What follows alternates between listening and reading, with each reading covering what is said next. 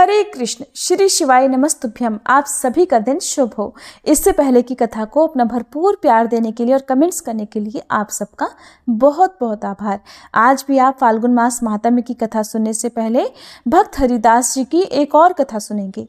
एक बार श्रीमद् महाप्रभु ने अपने भक्तों के सामने कहा, मैं आज 10 प्रकार के दृश्य काव्यों में से एक अंक काव्य की विधि के अनुसार स्त्री के स्वरूप में नृत्य करूंगा। जो जितेंद्रिय हैं, केवल उन्हें ही मेरे इस नृत्य को देखने का अधिकार होगा, और जो इंद्रियों पर संयम रखने में समर्थ हैं, वे ही आज भवन के भीतर प्रवेश करें, बाकी कोई प्रवेश ना करे। श्री महाप्रभु ने सदाशिव और बुद्धिमंत खान को बुलाकर कहा कि वेशभूषा की तैयारियां करो। सबके लिए शंख, चोली, पट्ट, साड़ी और अलंकार आदि एकत्रित करो और सभी के लिए यथायोग्य वेशभूषा का प्रबंध करो। श्रीमद् महाप्रभु ने सभी भक्तों को अपने समक्ष बुलाकर कहा, गदाधर रुक्मणी का वेश धारण करेंगे और ब्रह्मानंद उनकी वृद्धा सखी सुप्रभात बनेंगे। नित्यानंद प्रभु एक बड़ी बूढ़ी का रूप धारण करेंगे। श्रीवास पंडित नारद बनेंगे और हरिदास ठाकुर कोतवाल का वेश धारण करके सभी को जगाते रहेंगे। इस प्रकार श्रीमद् महाप्रभु की आज्ञा अनुसार श्री हरिदास ठाकुर ने कोतवाल का वेश धारण करके सबसे पहले बड़ी बड़ी 2 मूछें लगाकर हंसते हंसते मंच पर प्रवेश किया। उस समय उनके सिर पर एक बड़ी पगड़ी शोभा पा रही थी और उन्होंने सुंदर धोती पहनी हुई थी। हाथ में दंड लिए वे सबको सावधान करते हुए कह रहे थे, अरे भाइयों, सावधान हो जाओ, आज जगत के प्राण स्वरूप प्रभु लक्ष्मी के रूप में नृत्य करेंगे। हाथ में छड़ी लिए हरिदास ठाकुर चारों ओर दौड़ रहे थे। उनका सारा शरीर पुलकित हो रहा था और वे कृष्ण नाम से सभी को जगा रहे थे। श्री हरिदास जी सभी को दंभ पूर्वक आह्वान करते हुए कह रहे थे, कृष्ण का भजन करो, कृष्ण की सेवा करो और कृष्ण का नाम लो। श्री हरिदास जी को देखकर सभी हंसने लगे और उनसे पूछने लगे, अरे तुम कौन हो, यहाँ क्यों आए हो? तब श्री हरिदास जी ने कहा, मैं वैकुंठ का कोतवाल हूँ और मैं सभी को जगाते हुए सब समय घूमता रहता हूँ।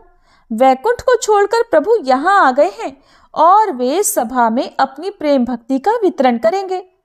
आज वे लक्ष्मी जी के वेश में नृत्य करेंगे। तुम सभी लोग आज सावधानी पूर्वक प्रेम भक्ति को लूट लो। ऐसा कहकर श्री हरिदास जी अपने दोनों हाथों से अपनी मूंछों को ताव देते हुए मुरारी गुप्त के साथ दौड़ने लगे। उस समय दोनों की दिव्य देह प्रेम से पुलकित हो रही थी और दोनों के शरीर से श्री गैर चंद्र के विलास का उन्मेष था। इस तरह 7 दिन तक होने वाले श्रीमद् महाप्रभु की लीला श्री हरिदास जी ने कोतवाल की भूमिका निभाकर श्रीमद् महाप्रभु और सभी भक्तों को आनंद प्रदान किया। एक दिन श्रीवास पंडित जी के घर महाप्रभु के नृत्य संकीर्तन के अंत में एक ब्राह्मणी ने आकर श्रीमद् महाप्रभु के चरण पकड़ लिए और उनके चरणों की धूलि को बार बार मस्तक पर धारण करने लगी। श्रीमद् महाप्रभु को यह देखकर बड़ा दुख हुआ। उसी समय महाप्रभु वहां से भागकर गंगा जी में जा कूदे। श्री नित्यानंद प्रभु और श्री हरिदास जी ने आकर उन्हें बाहर निकाला। श्री गौर सुंदर ने 24 वर्ष की आयु में गृहस्थाश्रम त्याग कर संन्यास ग्रहण किया और श्री कृष्ण चैतन्य नाम से परिचित श्री जगन्नाथपुरी में आ गए। श्री सार्वभौम भट्टाचार्य जी के कहने पर राजा प्रताप रुद्र ने श्री चैतन्य महाप्रभु के रहने की व्यवस्था अपने राजपुरोहित श्री काशी मिश्र के भवन में कर दी थी। एक बार श्री अद्वैताचार्य, श्री शिवानंद सेन, श्री वासुदेव, श्री मुरारी गुप्त और अन्य लगभग 200 भक्तों के साथ श्री हरिदास जी भी श्रीमद् महाप्रभु के दर्शन के लिए श्री जगन्नाथपुरी आए। श्री गोपीनाथ आचार्य ने अट्टालिका से श्री सार्वभौम भट्टाचार्य और महाराज प्रताप रुद्र एक एक करके अपने सभी भक्तों का परिचय बताया। इस प्रकार भक्तों का परिचय बताते बताते श्री हरिदास जी की ओर संकेत करते हुए कहने लगे, उन्हें देखो, वे जगत को पवित्र करने वाले श्री हरिदास ठाकुर हैं। सभी भक्त श्रीमद् महाप्रभु के दर्शन करने के लिए श्री काशी मिश्र के भवन की ओर चल पड़े, किंतु मार्ग में ही उन सब को श्रीमद् महाप्रभु की भेंट हो गई। सभी भक्तों से मिलकर श्रीमन महाप्रभु को बड़ा हर्ष हुआ। श्रीमन महाप्रभु ने सभी से कुशल क्षेम पूछी और हरिदास जी को ना देखकर महाप्रभु ने पूछा, हरिदास कहाँ हैं? श्री हरिदास ठाकुर तो वहां तक भी नहीं आए जहां प्रभु मार्ग में वैष्णवों से मिले थे, बल्कि दूर से ही प्रभु का दर्शन करके वे उसी राजपथ के किनारे पर दंडवत होकर पड़े रह गए। अब प्रभु के पूछने पर सभी भक्त दौड़कर हरिदास जी को बुलाने के लिए वहीं पहुंच गए और जाकर उन्होंने कहा, हरिदास, महाप्रभु तुमसे मिलना चाहते हैं, जल्दी से उनके पास चलो। तब श्री हरिदास जी कहने लगे, मैं तो नीच जाति का होने के कारण अस्पृश्य हूँ, मुझे कोई छू नहीं सकता। श्री जगन्नाथ मंदिर के निकट राजमार्ग पर जाने का मेरा अधिकार नहीं है, क्योंकि वहां राजपथ पर तो श्री जगन्नाथ देव के सेवकों का आना जाना रहता है। इसलिए एकांत में किसी एक बगीचे में अगर थोड़ी सी जगह मुझे मिल जाए तो मैं वहीं पर पड़ा रहकर अपना समय बिता लूंगा। मेरी ऐसी इच्छा है कि मैं किसी एक ऐसे स्थान पर पड़ा रहूं जिससे श्री जगन्नाथ जी के पुजारी सेवक मुझ अछूत को छू न पाए। अब श्री हरिदास जी के ये वचन भक्तों ने जाकर श्रीमन महाप्रभु को बताए। श्रीमन महाप्रभु हरिदास जी के विचार सुनकर बड़े प्रसन्न हुए। उसी समय श्री काशी मिश्र के 2 व्यक्तियों के साथ वहां आए और उन्होंने श्रीमन महाप्रभु के चरणों की वंदना की। श्री काशी मिश्र ने महाप्रभु के चरणों में निवेदन किया कि प्रभु, अगर आपकी आज्ञा हो तो इन वैष्णवों के लिए सब प्रबंध किए जाए। श्री महाप्रभु ने कहा, गोपीनाथ आपके साथ जाकर सभी को रहने का यथायोग्य स्थान दे देगा। हे काशी मिश्र, मेरे इस स्थान के निकट ही जो बगीचा है उसमें एक परम एकांत घर है। वो घर मुझे चाहिए जिससे कि मैं वहां एकांत में बैठकर श्री कृष्ण स्मरण कर सकूं। श्री काशी मिश्र ने कहा, प्रभु, सब कुछ तो आपका है, फिर आप मांगते क्यों हैं? आपकी जो इच्छा हो वही स्थान आप ले लीजिए। सभी वैष्णवगण श्रीमन महाप्रभु को नमस्कार करके अपने अपने स्थान को चले गए और इस तरह श्री गोपीनाथ आचार्य ने सबको यथायोग्य स्थान दे दिया। इसके बाद महाप्रभु हरिदास जी से मिलने आए। श्री हरिदास जी उस समय प्रेम पूर्वक नाम संकीर्तन कर रहे थे। श्रीमन महाप्रभु को आया हुआ देखकर श्री हरिदास जी ने आगे बढ़कर महाप्रभु के चरणों में गिरकर दंडवत प्रणाम किया और महाप्रभु ने उठकर उन्हें आलिंगन किया। अब दोनों प्रेमावेश में रोने लगे। हरिदास जी ने कहा, प्रभु, आप मुझे स्पर्श मत कीजिए, मैं तो नीच जाति का और अछूत और बहुत ही अधम हूँ। तब श्रीमन महाप्रभु ने कहा, हरिदास, मैं स्वयं पवित्र होने के लिए तुम्हारा स्पर्श कर रहा हूँ। तुम में जो पवित्र धर्म है वो मुझ में तो है ही नहीं। तुम क्षण क्षण में समस्त तीर्थों में स्नान करते हो और क्षण क्षण में तुम यज्ञ, तप और दान करते हो। तुम निरंतर शास्त्रों का अध्ययन कर रहे हो और तुम ब्राह्मणों और सन्यासियों की अपेक्षा परम पवित्र हो। श्री चैतन्य महाप्रभु ने शास्त्र के वचन कहते हुए कहा कि जिनके जिह्वा के अग्रभाग पर सदैव भगवान का नाम वर्तमान रहता है वह व्यक्ति स्पष्ट होते हुए भी पूजनीय है। जो आपके नाम संकीर्तन करते रहते हैं वे ही सदाचारी हैं।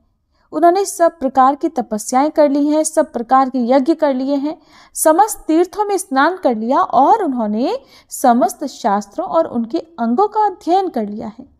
इतना कहकर महाप्रभु हरिदास जी को बगीचे में ले गए और उन्हें वहां एकांत में रहने के लिए घर दे दिया। उन्होंने कहा, हरिदास, अब तुम इस जगह पर रहकर भजन करो, मैं यहाँ आकर प्रतिदिन तुमसे मिला करूंगा। श्री जगन्नाथ मंदिर के चक्र को देखकर तुम प्रणाम करना, तुम्हारे लिए प्रसाद यहीं पर आ जाएगा। श्री नित्यानंद प्रभु, श्री जगदानंद, पंडित श्री दामोदर और मुकुंद सभी ने श्री हरिदास जी से मिलकर बहुत आनंद का अनुभव किया। समुद्र स्नान करने के बाद महाप्रभु अपने स्थान पर लौट आए। सभी भक्त महाप्रभु के निवास स्थान पर प्रसाद पाने के लिए एकत्रित हुए। महाप्रभु ने सभी को अपने हाथों से प्रसाद परोसा, किंतु महाप्रभु के नहीं बैठने तक कोई भी प्रसाद नहीं पाएगा। इसलिए श्री स्वरूप दामोदर ने प्रभु से निवेदन किया कि सभी भक्त आपकी अपेक्षा कर रहे हैं, इसलिए आप और श्री नित्यानंद प्रभु दोनों प्रसाद पाने बैठिए और मैं सभी को परिवेशन कर दूंगा। तब महाप्रभु ने कुछ प्रसाद अन्न श्री गोविंद के हाथ में देकर यत्नपूर्वक उसे श्री हरिदास जी के पास भिजवाया। श्री हरिदास जी के पास प्रसाद भेजने के बाद ही महाप्रभु सब सन्यासियों को बिठाकर स्वयं भी प्रसाद सेवन के लिए बैठ गए। अब श्री हरिदास जी महाप्रभु द्वारा प्रदत्त उसी कुटी में रहकर निरंतर भाव विभोर होकर नित्य प्रति 3 लाख हरिनाम करने लगे। महाप्रभु नित्य प्रति प्रातःकाल श्री जगन्नाथ देव की आरती के दर्शन करके श्री हरिदास जी को दर्शन देने के लिए स्वयं उनकी कुटी में जाते थे। ऐसा सुना जाता है कि एक बार श्री चैतन्य महाप्रभु को भगवान श्री जगन्नाथ के पुजारियों ने प्रसाद में श्री जगन्नाथ देव की प्रसादी बकुल की एक दातुन दी थी। महाप्रभु जब श्री हरिदास जी को दर्शन देने के लिए उनकी कुटिया में गए तो उन्होंने देखा कि हरिदास धूप में ही नाथे बैठे भजन में मुग्ध हो गए हैं। तब महाप्रभु ने उस दातुन को उनके आंगन में ही रोपण कर दिया। देखते देखते उसने एक बहुत बड़े वृक्ष का रूप ले लिया। वह वृक्ष सिद्ध बकुल के नाम से प्रसिद्ध हो गया। आज भी श्री हरिदास जी की भजन स्थली को लोग सिद्ध बकुल के नाम से ही जानते हैं। कथा समाप्त। सभी मिलकर प्रेम से बोलिए श्री हरिदास ठाकुर जी की जय। आप सुनिए आज का अध्याय। स्कंद भगवान बोले, हे महेश्वर, जहाँ आपके हाथ से कपाल गिरा है, कृपया उस तीर्थ का महात्म्य भी बताइए। तब भगवान शिव कहने लगे कि वत्स, वह स्थान अत्यंत गोपनीय तीर्थ है। देवता और असुर सभी वहां मस्तक झुकाते हैं। ब्रह्मत्यारा मनुष्य भी वहां पर स्नान करने मात्र से ही शुद्ध हो जाता है। पाप मोचन कपाल तीर्थ में 5 तीर्थ हैं। उनमें किया हुआ स्नान, तप और दान सब अक्षय होता है। वहाँ विधि पूर्वक पिंडदान देकर पितरों को नरक से उद्धार करे, यह पितृ तीर्थ कहा गया है। वहाँ तिल से तर्पण करने पर पितर उत्तम स्वर्गलोक को जाते हैं। जो मनुष्य एकाग्रचित होकर स्थिरता पूर्वक वहाँ 1 दिन और 1 रात जप में लगा रहता है, उसके महान मनोरथ की सिद्धि तत्काल ही हो जाती है। स्कंद जी ने पूछा, पिताजी, ब्रह्म तीर्थ कहाँ है और उसका कैसा फल बताया गया है? तब भगवान शिव कहने लगे कि एक समय भगवान विष्णु की नाभि से निकले हुए कमल पर प्रजापति ब्रह्मा जी विराजमान थे। उसी समय मधु और कैटभ नामक दैत्य ब्रह्मा जी से वेदों को चुराकर चल दिए। तब ब्रह्मा जी ने भगवान विष्णु के द्वारा प्रतिपालित बद्री तीर्थ में आकर उन्हें प्रणाम किया और उन सनातन भगवान की स्तुति की। तब भगवान श्रीहरि हयग्रीव अवतार धारण करके एक कुंड से प्रकट हुए। उनके हाथों में शंख चक्र आदि आयुध शोभा पा रहे थे। उनकी कमर में पीतांबर सुशोभित था। श्री अंगों की कांति श्वेत थी। वे 4 भुजाधारी भगवान हयग्रीव दर्पपूर्ण दृष्टि से सब ओर देख रहे थे। उनका स्वरूप अद्भुत था और नेत्रों से कठोरता प्रकट हो रही थी। उनकी गर्दन के चंचल बालों से टकराकर मेघों की घटा भी छिन्न भिन्न हो जाती थी। वे अपने दिव्य तेज से समस्त ज्योतिर्मय ग्रहों की प्रभा को भी तिरस्कृत कर रहे थे। भगवान बड़ी कृपा करके इस अद्भुत रूप में श्री ब्रह्मा जी के आगे खड़े हो गए। उन्हें देखकर ब्रह्मा जी भी आश्चर्यचकित हो गए। उनके नेत्रों में प्रसन्नता छा गई और वे प्रणाम करके भगवान की स्तुति करने लगे। जब श्री ब्रह्मा जी ने श्री विष्णु की स्तुति की, तब वे शीघ्र ही वहां गए और उन दोनों दैत्यों को बांधकर उन्होंने लीलापूर्वक उन्हें मार डाला।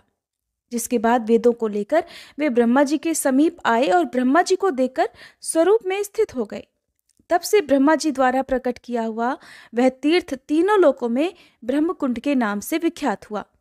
उसके दर्शन मात्र से ही महापातकी मनुष्य भी पाप रहित होकर तत्काल ही ब्रह्मलोक में चले जाते हैं। जो लोग यहाँ स्नान और व्रत किया करते हैं, वे ब्रह्मलोक को भी लांघकर विष्णु लोक में जाते हैं। स्कंद जी ने पूछा, फिर वेदों को पाकर ब्रह्मा जी ने क्या किया महादेव? तब महादेव जी कहने लगे कि वत्स, बद्रिकाश्रम तीर्थ देखकर चारों वेद ब्रह्मा जी के साथ जाना ही नहीं चाहते थे। तब सिद्धों के समझाने पर वेदों ने 2 स्वरूप धारण किए। द्रव रूप से तो वे बद्रिकाश्रम तीर्थ में रह गए और ज्ञान रूप से श्री ब्रह्मा जी के साथ चले गए। तब ब्रह्मा जी ने वेदों के अनुसार विधि पूर्वक तीनों लोकों की रचना की। श्री सूत जी कहते हैं, मुनिवरों, प्राचीन काल में पांड्य देश में शंकर नाम से प्रसिद्ध एक राजा हुए हैं। वे बड़े ब्राह्मण भक्त, सत्य प्रतिज्ञ और यज्ञनिष्ठ तथा धर्मात्मा थे। चारों वर्णों और आश्रमों का धर्मपूर्वक पालन किया करते थे। वे भगवान विष्णु और शिव जी के समान रूप से उपासक थे। महात्मा ब्राह्मणों को बड़े बड़े दान देते थे। एक दिन बुद्धिमान राजा शंकर शिकार खेलने के लिए तपोवन में गए और वहां दुर्गम और रमणीय प्रदेशों, पर्वतों और गुफाओं में घूमने लगे। वन के एक भाग में व्याघ्र चर्मधारी, शांत, जितेंद्री और मन को वश में रखने वाले एक मुनि गुफा के भीतर निवास करते थे। राजा ने उन्हें दूर से देखा तो व्याघ्र ही समझा और बड़ी तेजी से झुकी हुई गांठ वाले बाण का प्रहार करके उन्हें मार डाला। राजा के उस बाण ने पति के पास बैठी हुई पतिव्रता मुनि पत्नी को भी मार डाला। माता और पिता दोनों को मरा हुआ देखकर उनका पुत्र अत्यंत दुख से पीड़ित होकर कातर भाव से वन में रोने और विलाप करने लगा कि हाँ माता, तुम दोनों ही मुझे छोड़कर कहाँ चले गए? पिताजी, अब मुझे वेद शास्त्र कौन पढ़ाएगा? माँ, कौन मुझे शिक्षा के साथ भोजन देगी? हाय तात, आप तो परलोकगामी हो गए, अब मुझे सदाचार की शिक्षा कौन देगा? हाय, किस पापी ने अपने बाणों से बिना किसी अपराध के आप दोनों को ही मार डाला। आप ही दोनों मेरे गुरु और मेरे प्राण थे, सदा तपस्या में ही लगे रहते थे, तो भी न जाने किस पापी के हाथों आप मारे गए। इस प्रकार ऐसा कहकर उन दोनों दंपत्ति का पुत्र फूट फूट कर रोने लगा। उसका रोना सुनकर वन में विचरने वाले राजा शंकर तुरंत ही उस शब्द की ओर लक्ष्य करके उस गुफा के पास जा पहुंचे। उस वन के रहने वाले मुनि भी इतना कोलाहल सुनकर और उस बालक का रोना सुनकर उसी आश्रम पर एकत्रित हो गए। मुनियों ने बाण से भरे हुए मुनि और उनकी पत्नी को देखा। पास में ही धनुष धारण किए हुए राजा शंकर पर भी उन्होंने नजर डाली तथा माता पिता के लिए विलाप करते हुए उस मुनि कुमार को भी देखा। उसे देखकर वे अत्यंत व्याकुल हो उठे और रो मत ऐसा कहते हुए उस कातर बालक को धीरज बंधाने लगे। मुनि कहने लगे, बेटा, धनी, दरिद्र, मूर्ख, पंडित, मोटे अथवा पतले, सभी जीवों के प्रति यमराज का समान बर्ताव होता है। कोई वन में रहता हो या नगर में या गांव में, पर्वत पर रहता हो या दूसरे किसी स्थान में, सभी जंतुओं को एक दिन मृत्यु के वश में जाना ही होता है। वत्स, गर्भ में रहने वाले, जन्म ग्रहण कर चुकने वाले, बालक, जवान और बड़े बूढ़े सभी जीवों को यमलोक की यात्रा अवश्य ही करनी पड़ती है। ब्रह्मचारी, गृहस्थ, वानप्रस्थ और सन्यासी सबको समय आने पर यह शरीर त्यागना होता है। महामते, द्विजपुत्र, ब्राह्मण, क्षत्रिय, वैश्य, शूद्र और वर्ण संकर सबको एक दिन यमलोक जाना होता है। देवता, मुनि, यक्ष, गंधर्व, नाग, राक्षस तथा अन्य सब प्राणी भी नाश को प्राप्त होते हैं, इसलिए तुम्हें शोक नहीं करना चाहिए। अद्वितीय सच्चिदानंद स्वरूप जो उपनिषद प्रतिपादित ब्रह्म है, उनका जन्म, मरण और वृद्धि को प्राप्त होना नहीं बनता। ये 9 द्वारों वाला शरीर मल मूत्र का भांड है, पीप और रक्त का घर है।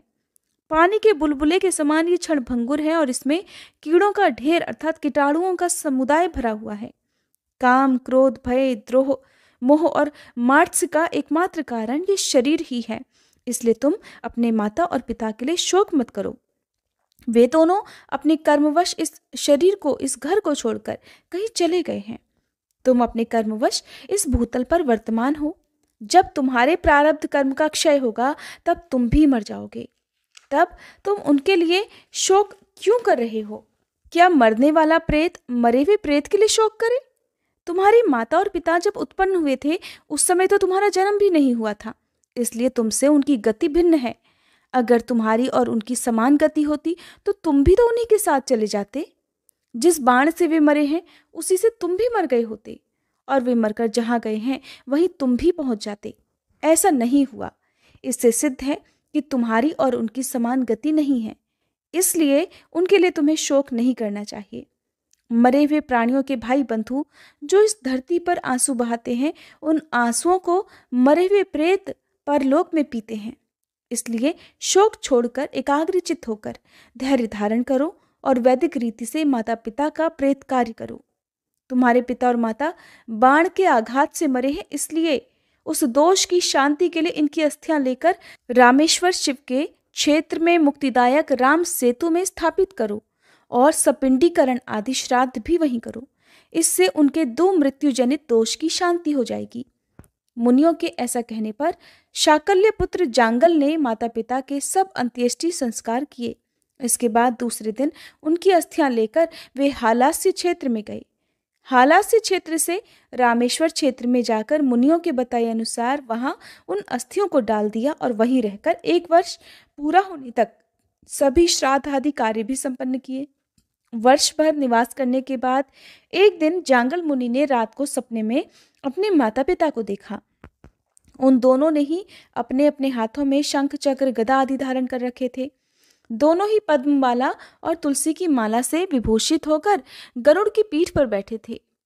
उनके कानों में मकराकृति कुंडल झिलमिला रहे थे। कौस्तुभ मणि उनके वक्ष स्थलों को अलंकृत कर रही थी। मुनिपुत्र ने इस प्रकार की झांकी में अपने माता पिता का दर्शन करके मन ही मन बड़ी प्रसन्नता का अनुभव किया। इसके बाद जांगल मुनि फिर से अपने आश्रम में आकर सुखपूर्वक रहने लगे। उन्होंने माता पिता के विषय में सपने में देखा हुआ वृत्तांत वहां के सभी ब्राह्मणों को बड़ी प्रसन्नता के साथ सुनाया। सुनकर वे सब मुनि बड़े प्रसन्न हुए। इधर जांगल को अंत्येष्टि संस्कार का आदेश देने के पश्चात राजा शंकर की ओर देखकर उन सभी महर्षियों ने उस समय बड़ा भारी क्रोध किया था।